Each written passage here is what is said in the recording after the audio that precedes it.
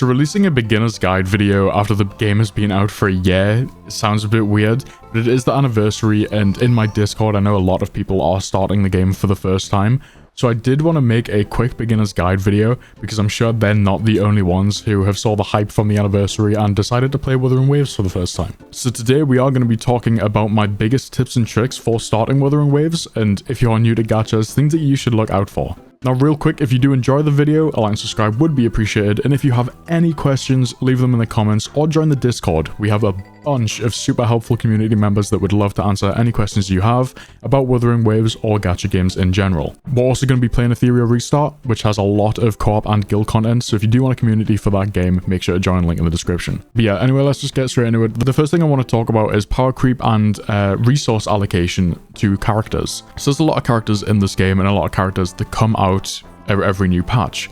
Now, some of these are just a lot better than others, and some of them you shouldn't be wasting resources on. In all honesty, there's two ways that you can play this game. The first one, building characters that you actually love, that you like the design, the story of, and the other way is going for meta. Now, I'm someone who likes big numbers on my screen, so I go for meta characters such as Zani, Phoebe. However, characters that were meta in the past might not be meta in the future. And this is where you use tier lists, either from a successful YouTuber who, you know, their opinions can be kind of taken at face value as correct, or something like Pridewin, who does genuine calculations and ranks everyone due to those calculations. If we look at it right now, Kalkaro, the main DPS from the standard banner, is all the way down in T2, and Zhangli Yao, also an Electro character who came out for free, is in the top 2 tiers. So that means if you are starting out and picked up a copy of Kalkaro, you might want to build him, you might, you know, use all of your resources to level him up as high as you can, start grinding artifacts,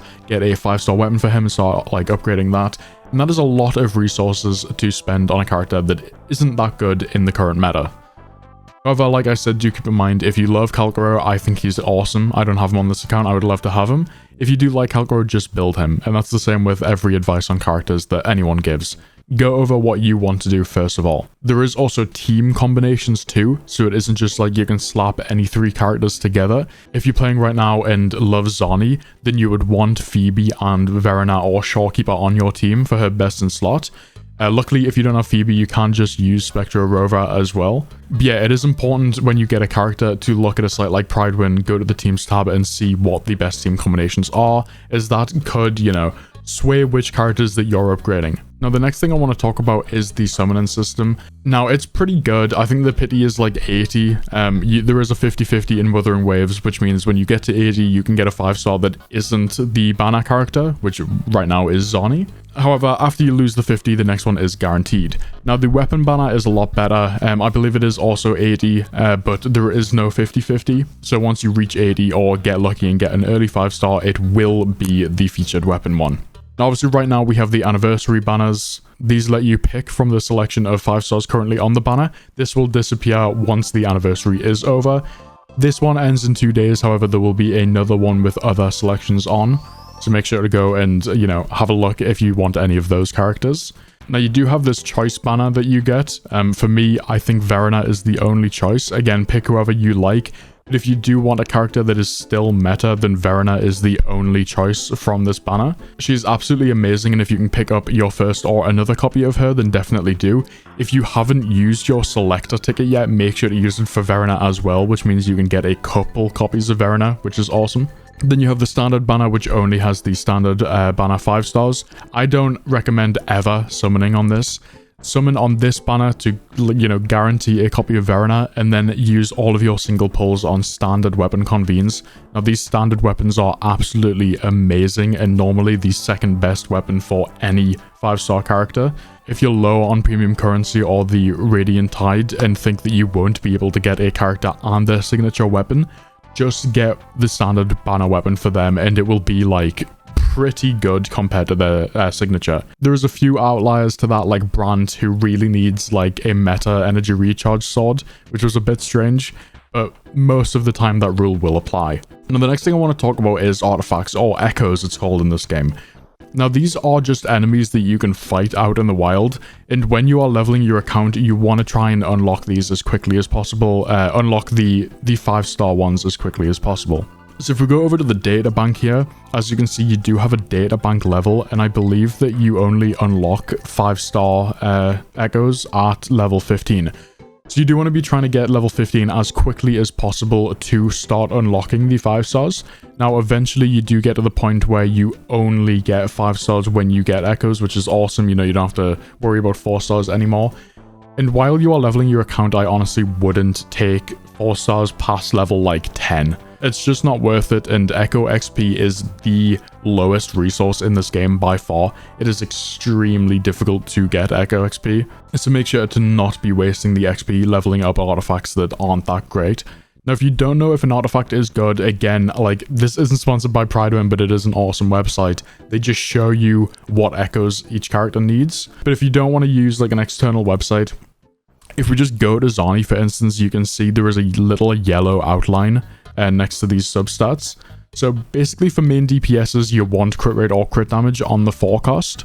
We will talk about cost more in a second. Yeah, if you don't know if an echo is good, look for this yellow outline, and that means that the character uses that stat. Now, it doesn't always work. Obviously, she uses attack, but flat attack isn't outlined. That is because attack percent is preferred.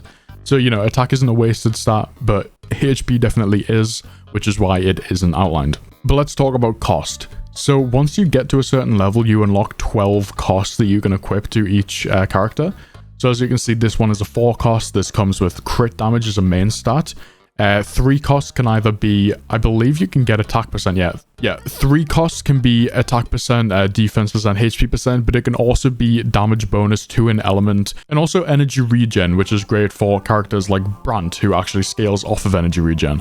Moving down to 1 cost, this is kind of just your attack, defense, and HP, you know, your basic stats. So look at what your character scales off. If it's attack, get to attack ones. I recommend, mostly, you can mix and match by doing different cost amounts. I mostly recommend 4 costs, 2 3 costs, and 2 1 costs.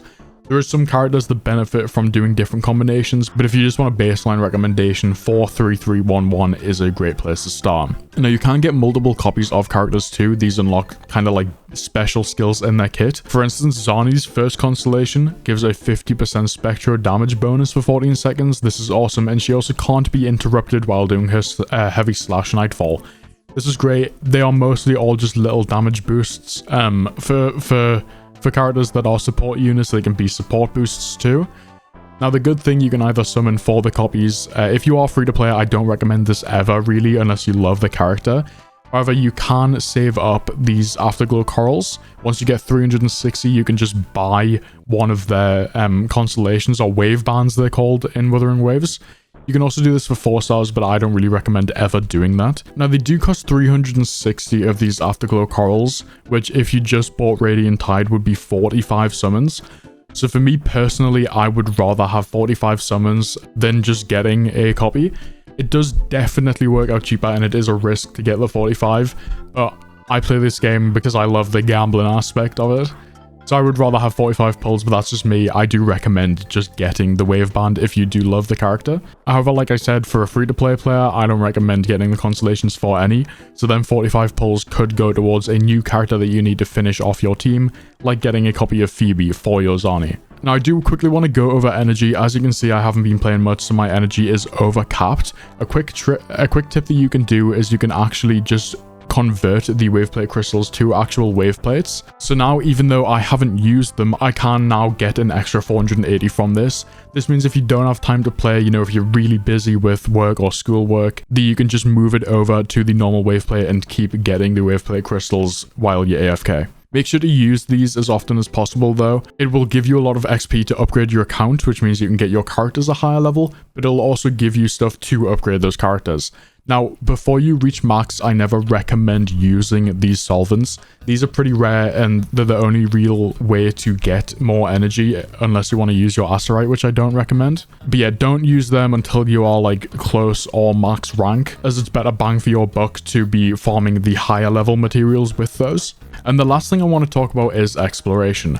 Now, exploration is very fun in this game, especially when you get over to this area and can start using the wings for exploration. It's so fun. However, there is a lot of stuff you can miss, and it's very difficult to keep track. So I would recommend using a external map. Now what I mean by this is if you just search WoA map on Google, the first link will take you to this interactive map. Now you can sign into your account and it shows you like all of the collectibles on a map. So right now I just have, you know, sun and slash wind chimes and they're all grayed out. It shows me the exact location everywhere on the map. You can also use this for chests. So if I, you know, select this, it shows all of the chest locations too. This works in every area at the moment. If we go over to Renacita, it does the exact same thing over here too. Shows all of the resonance locations and all of the chests. So if you are someone like me who loves to 100% complete a game when you're playing it, or, you know, if you're bored, if you've done the story, you don't have any energy left, and you might just want to fly around and collect some chests. And that website is a great resource to keep track of which ones you haven't got yet.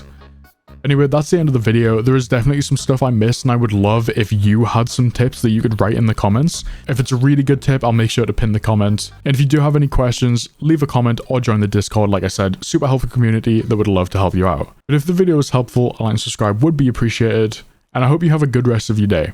See you.